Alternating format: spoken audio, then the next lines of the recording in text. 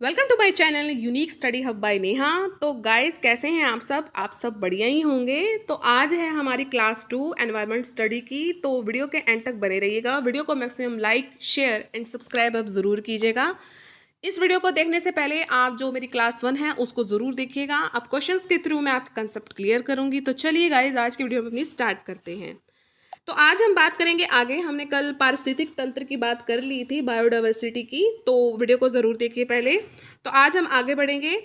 किसने सर्वप्रथम जो है गहन पारिस्थितिक शब्द का जो है प्रयोग किया था? तो 1973 में अर्नस्ट नेस ने जो है इस शब्द का प्रयोग किया था। तो ये चीज़ आपने याद रखनी है। दो भिन्न समुदायों के बीच का जो संक्रांति क्षेत्र है वो क्या कहलाता है? इकोटोन कहलाता है।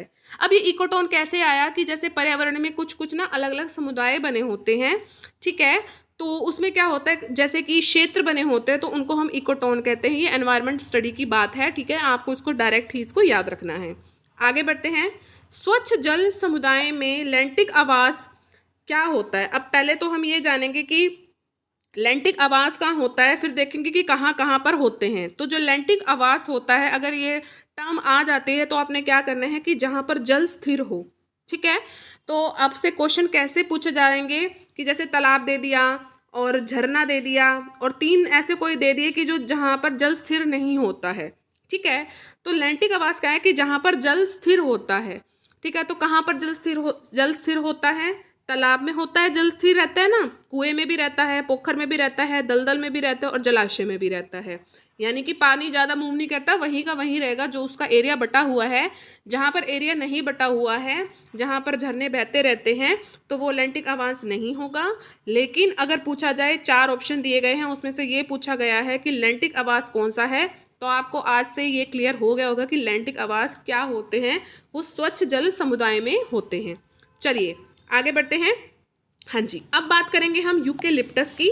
यूकेलिप्टस के बारे में मैं आपको कुछ बताना चाहूँगी कि ये पर्यावरण का जो है इसको शत्रु माना जाता है। यूकेलिप्टस को, ये वृक्ष है, ठीक है, और इसकी एक प्रजाति का एक और भी है वृक्ष जिसको हम सफ़ेदा कहते हैं। नाम सुना होगा आपने, सफ़ेदा।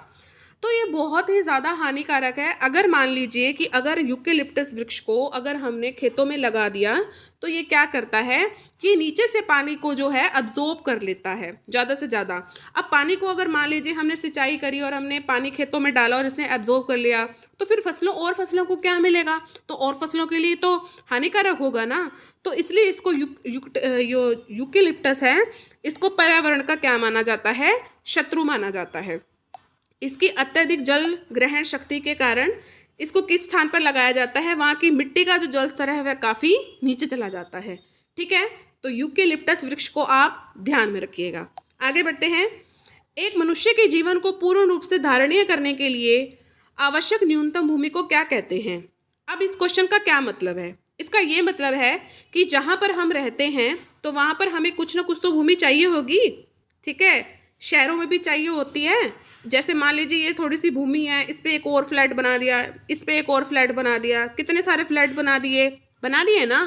तो हमें कुछ ना कुछ तो भूमि चाहिए होती है जहाँ पर हम रहते हैं। आप भी अपने घरों में रहते हैं, मैं भी रहती हूँ, तो मेरे लिए कुछ ना कुछ न्यूनतम भूमि है, आपके लिए भी है, जहाँ पर मैं अपना जीवन को यापन करती हूँ, ठीक है। तो इस चीज़ को, इस जगह को हम क्या कहते हैं? तो इसको हम कहते हैं पारिस्थितिकीय पदछाप। क्या कहते हैं? पारिस्थितिकीय पदछाप इसको कहते हैं, ठीक है, पदछाप, ठीक है। आगे बढ़ते हैं। इसके अंतर्गत मनुष्य द्वारा जो है कार्बन उत्सर्जन का भी मापन किया जाता है। इस विधि से हम कार्बन उत्सर्जन का भी मापन कर सकते हैं। इसको मापते कैसे हैं? इसकी इकाई क्या है? तो भूमंडलीय हेक्टेयर जो है पारिस्थितिकीय पदछाप की क्या है? इकाई है, भूमंडलीय हेक्टेयर, ठीक है। इस चीज़ को आप क्या याद रखिएगा। आगे बढ़ते हैं। पारिस्थितिकीय तंत्र में तत्वों में चक्रण को क्या कहते हैं? जो चक्रण होते हैं, चक्र चक्कर चक्र घूमते रहते हैं, कुछ ना कुछ होया रहता है ना, तो इस चक्रण को क्या कहते हैं? ये जैव भू रासायनिक क्षेत्र इसको कहते हैं, ठीक है, इंपॉर्टेंट है। और जो ये मैंने पारिस्थितिकीय पदछाप करवाया है ये भी इंपॉर्टेंट है। और आज जो है लैंटिक निवास के बारे में भी आज आपको पता लग गया है, लैंटिक आवास के बारे में पता लग गया है ना कि कहाँ पर होता है, कि जहाँ पर जल स्थिर हो। एग्जाम्पल आपको मैंने बता दिए हैं, इससे भी हो सकता है। यूकेलिप्टस के बारे में भी मैंने आपको बता दिया है, ठीक है। तो आपके यहाँ पे अच्छे अच्छे क्वेश्चंस बन गए हैं। आगे बढ़ते हैं। जीव भार का पिरामिड किस पारिस्थितिकी तंत्र में उलट जाता है? तालाब में उलट जाता है। अब आप थोड़ा दिमाग लगाइए, जो तालाब है, तालाब तो जलीय में है ना, जलीय है और स्थलीय है। अब एक चीज क्या जल में क्या स्थिर रहेगी? क्या वो उल्टेगी ही? सीधी रह सकती है? वो तो उल्टी रहेगी, ठीक है। और स्थल है, वहां पर सीधा रहेगा। कॉमन सेंस है ये तो, ठीक है। तो जीव भार का पिरामिड किस पारिस्थितिक तंत्र में उलट जाता है? तो किस में उलट जाता है वो? ये उलट जाता है जलीय पारिस्थितिक तंत्र में, ठीक है। और अगर स्थलीय की बात करेंगे तो इसमें जो पिरामिड होता है, ऐसे पिरामिड होता है ना, तो वो स्ट्रेट रहता है, उल्टा नहीं होता। जलीय में ऐसे हो जाता है, ऐसे, ठीक है। और स्थलीय में ऐसे रहता है। पिरामिड ऐसा ही होता है ना, तो स्थलीय में रहता है, बिल्कुल स्ट्रेट रहता है, ठीक है। एक पारिस्थितिकीय तंत्र में ऊर्जा की मात्रा एक पोषण स्तर से अन्य स्तर में स्थानांतरण के बाद घटती है। बिल्कुल घटती है। जैसे मान लीजिए यहाँ पर बहुत सारी ऊर्जा है, ठीक है, और वो दूसरे पोषण स्तर पर जा रही है, तो ऊर्जा यहाँ से यहाँ पर जाने में ऊर्जा कुछ तो खर्च होगी ना। अब यहाँ मान लीजिए बहुत सारी ऊर्जा है, तो कुछ तो कम होगा ना, तो वो घट ही रही है ना, बढ़ तो नहीं रही है ना। अगर हम एक जगह से दूसरी जगह पे जाएंगे, कॉमन सेंस है ये भी, तो इसमें क्या होगा? घटती है। पारिस्थितिक तंत्र में ऊर्जा का प्रवाह जो होता है वो अजैविक प्रणाली से जैविक प्रणाली की दिशा में होता है। इंपॉर्टेंट है, क्वेश्चन पूछा जा सकता है कि जो ऊर्जा का प्रवाह है वो किस प्रणाली से किस प्रणाली तक होता है? तो अजैविक प्रणाली से जैविक प्रणाली की दिशा में ये होता है। ऊष्म गतिकी के दूसरे नियम के अनुसार जब ऊर्जा का एक पोषण स्तर से अन्य स्तर में स्थान परिवर्तन होता है, तब उसका क्या होता है? ह्रास होता है, ठीक है। यही बात मैं आपको बता रही हूँ कि ऊर्जा अगर एक स्तर से दूसरे स्तर पर जा रही है तो ऊर्जा का ह्रास होगा, ठीक है। अर्थात हर पोषण स्तर पर जो उपलब्ध ऊर्जा की मात्रा घटती जाएगी।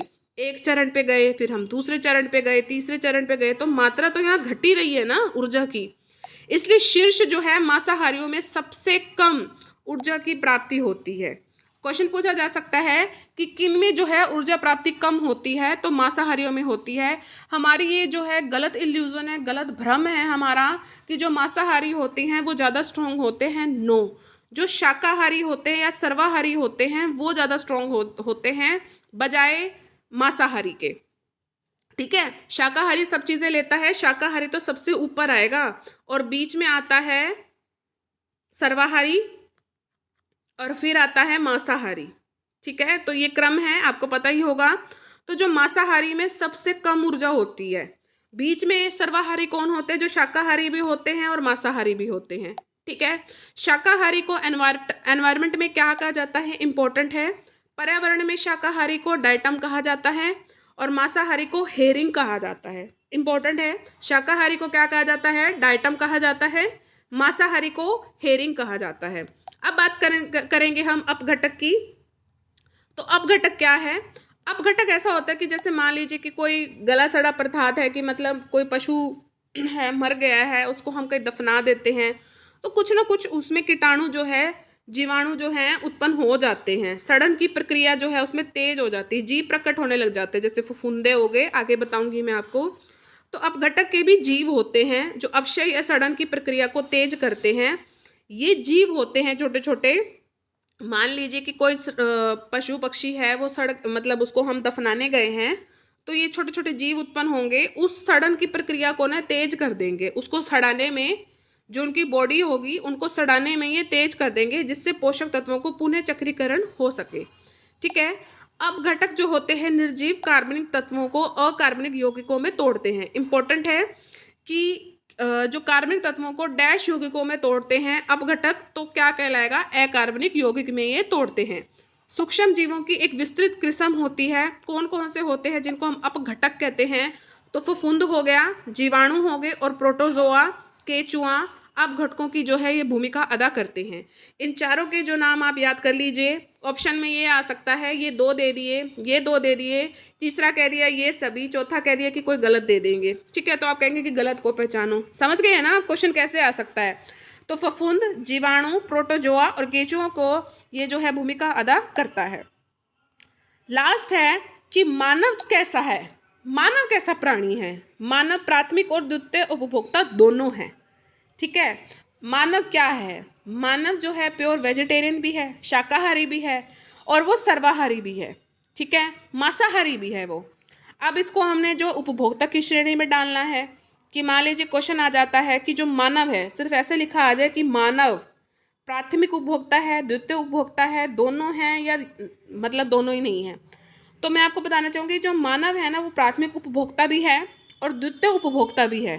ठीक है, तो ये चीज़ आपको ध्यान रखनी है कि दोनों उपभोक्ता हैं। ऐसा क्यों है?